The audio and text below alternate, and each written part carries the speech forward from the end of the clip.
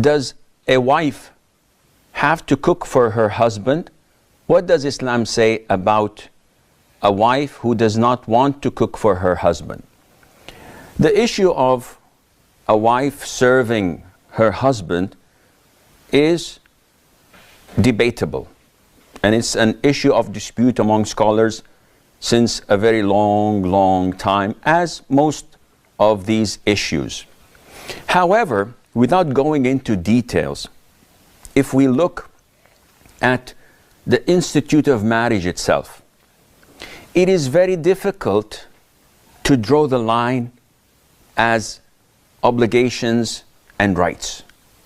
So I will not give you your rights until you do your obligations.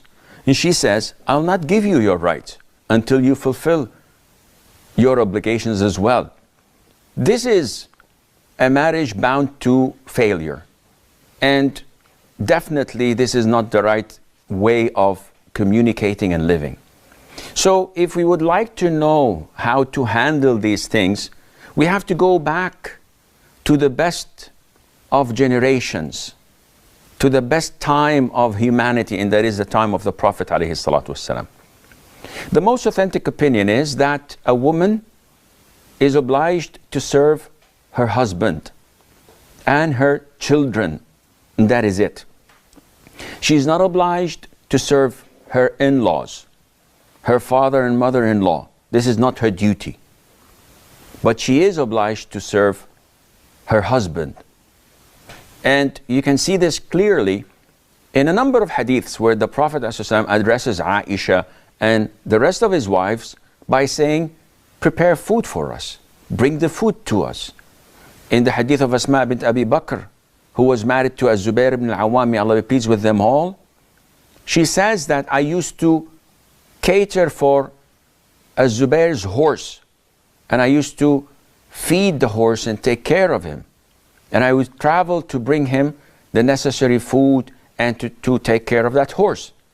If you look at the hadith of Fatima, the daughter of the Prophet ﷺ, who used to work in her house until it affected the softness of her hands. So she went to the Prophet ﷺ seeking a slave to help her in the chores of the house. The Prophet ﷺ did not tell her, why should you do this? You're not obliged to work. No. He told her, I will teach you something if you say it. It would be better for you than a servant. So from all of this, we learn, we understand that a woman is obliged to serve her husband.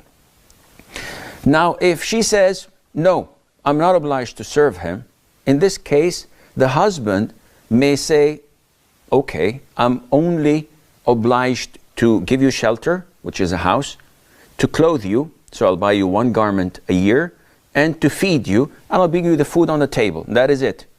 I'm not obliged to do anything else. Would marriage move on? Would it be full of compassion and love? Or would it be something like a feud between two partners in a losing transaction or partnership? This is definitely not the right way of doing it.